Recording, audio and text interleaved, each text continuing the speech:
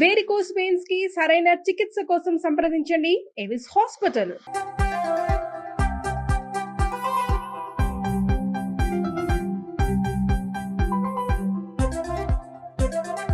Welcome to Suman TV.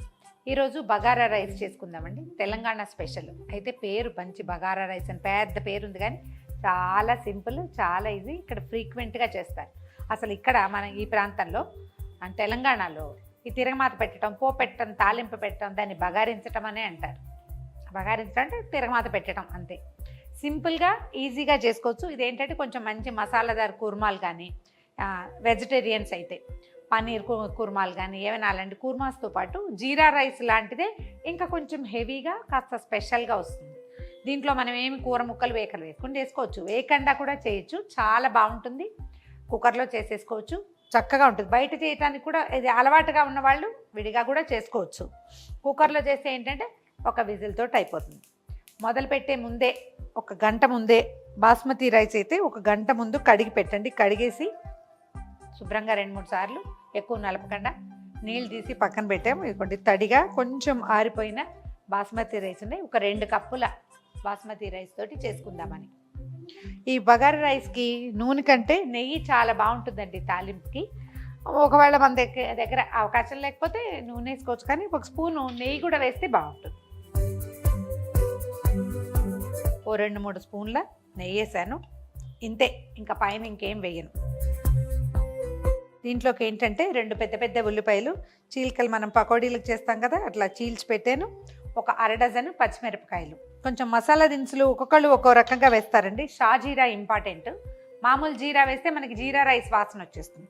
షాజీరా వేసుకోవాలి. తర్వాత ఏమో లవంగాలు, ఏలక్కాయలు, దాల్చిన చెక్క ఇవన్నీ వేసుకుని కొంచెం జాపత్రి ఉంటే అది, తర్వాత ఏమో ఒక జాపత్రి పువ్వు, స్టార్ అనీస్ అంటారు అలాంటివి, ఇంకా మరాఠీ మొగ్గ అలా అనాస పువ్వు అలా కనపడతాయి కదా, వాటిని కూడా వేసుకోవచ్చు మన ఆసక్తిని బట్టి.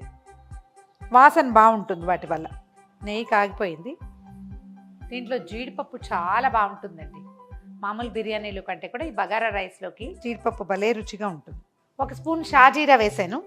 తర్వాత షాజీరా వేగంగానే ఒక 5-6 లవంగాలు, ఒక 5-6 ఏలక్కాయలు, ఈ మాత్రం దాల్చిన చెక్క, తర్వాత మన దగ్గర ఉంది జాపత్రి, స్టార్ అనీస్ 2 ఉన్నాయి. బిర్యానీ ఆకులు, బిరింజి ఆకు అంటారు, బే లీఫ్ అంటాము, ఏదైతే అది మనం ఏ పేరుతో పిలిస్తే దాన్ని. బగారా ఆకే ఇంపార్టెంట్ అంటారు. చీల్చి పెట్టుకున్న పచ్చిమిర్చి, దాంతోపాటు ఈ ఉల్లిపాయ ముక్కలు కూడా వేసాం. జీడిపప్పు కనుక మనం ఈ తాలింపులోనే వేసేస్తే ఇవి ఉడికిపోతాయండి. అలా కాకుండా వేగిన ఇది ఉండాలంటే చివరికి వేయించి పైన వేసుకుందాము. అది మాత్రం వేయలేదు. ఉల్లిపాయల్లో పచ్చిపోయి పూర్తిగా వేగే వరకు ఉంచాక 1 స్పూను అల్లం వెల్లుల్లి పేస్ట్ వేసుకుందాం. ఇది డబ్బాలోదో ఫ్రిడ్జ్లోదో ప్యాకెట్లో కాకుండా ఫ్రెష్గా అప్పటికప్పుడు దంచి వేస్తే వాసన చాలా బాగుంటుంది. పచ్చివాసన పోయేదాకా వెయిట్ చేసేద్దాం.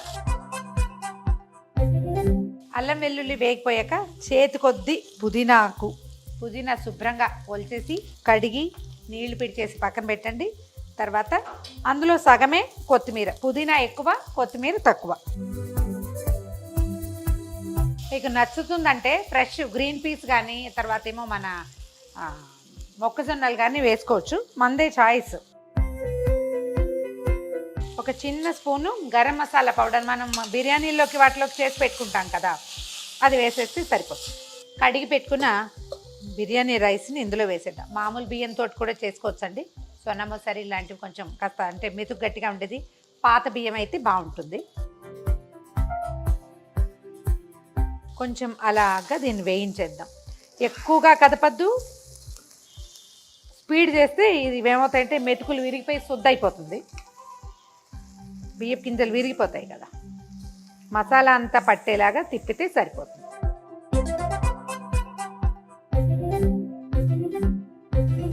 ఈ పండ్లకి అట్ల కాడలు ఉంటాయి కదా, దోసల కాడలు, అవి చాలా బాగుంటాయి. గరిటెలు పెడితే కొంచెం బియ్యపు గింజలు విరిగిపోయేందుకు అవకాశం ఎక్కువ. ఒక 2-3 నిమిషాల పాటు రైస్ని వేయించేద్దాము. ఇది మనకి బాస్మతి రైస్ ఒక గంటన్నర ఇంచుమించుగా నానింది కాబట్టి ఒకటికి ఒకటి వేస్తే నీళ్లు సరిపోతుంది. 2 కప్పుల రైస్ కదా, 2.5 కప్పుల నీళ్ళు పోస్తున్నాను అంతే. అంటే ఒకటి మీద కొంచెం ఎక్కువ వేస్తున్నాను.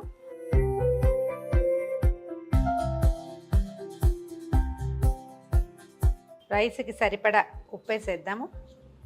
ఒకసారి పైకి కిందకి కదిపేద్దాం. నెయ్యి సరిపడా వేసాం కాబట్టి పైన ఇంకేం వేయట్లేదండి. ఒక అరచెక్క నిమ్మరసం పిండుదాం, రుచి బాగుంటుంది. అన్నం బాగా విరిబడి కూడా వస్తుంది నిమ్మరసం వేయటం వల్ల. నిమ్మకాయ వేసాక ఒకసారి కదిపేసి మూత పెట్టేసి హై ఫ్లేమ్ మీద ఒక్క విజిల్ రానిస్తే ఈ రైస్కి సరిపోతుంది. కానీ విజిల్ని కదపడం కానీ అలా ఏమీ చేయకుండా ఒక 15 నిమిషాల పాటు దాన్ని అలాగే వదిలేయాలి. హీట్కి దాని అంతటా అది మొత్తం చక్కగా సెటిల్ అవుతుంది. వెయిట్ పెట్టేద్దాము. ఒక విజిల్ రానిచ్చి స్టవ్ ఆపేద్దాం. కుక్కర్ ఒక విజిల్ వచ్చింది, ఆపేసాను. స్టవ్ మీద అలాగే ఉండనివ్వండి, దాన్ని కదపద్దు, తీయద్దు. పూర్తి స్టీమ్ అంతా తగ్గిపోయి కుక్కర్ మూత దాని అంతటా అది ఊడొచ్చేదాకా అట్ట పెట్టేసేయాలి. జీడిపప్పులు వేయించి పక్కన పెట్టాను. ఇది రాగానే జీడిపప్పులు అందులో వేసేయటం, ఒకసారి పైకి కిందకి కలిపి సర్వ్ చేసుకోవటమే. మన కుక్కర్ మూత తీసి చూద్దాం ఎలా వచ్చిందో. చక్కగా పొడిలాడుతూ ఉంది చూడండి. జీడిపప్పులు వేయించి పెట్టుకున్నాం కదా, ఇవి ఇందులో కలిపేద్దాం. ఒక్కసారి ఎక్కువగా కాకుండా పైనుంచి కిందకి తిరగేస్తే సరిపోతుంది. అడుగంటలేదు, చక్కగా ఎక్సలెంట్గా వచ్చింది. ఇలా డైరెక్ట్గా కొంచెం పెరుగు పచ్చడి రైతా నలుచుకుని తినేయచ్చు.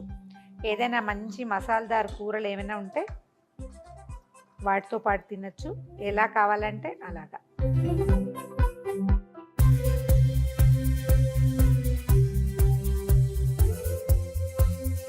ఘుమఘుమలాడే బగారా రైస్, బగారా అన్నం అని కూడా అనొచ్చు.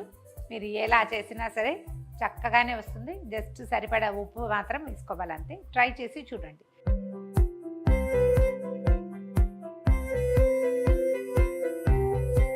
ఈ వీడియో కనుక మీకు నచ్చినట్లయితే లైక్ చేయండి, షేర్ చేయండి.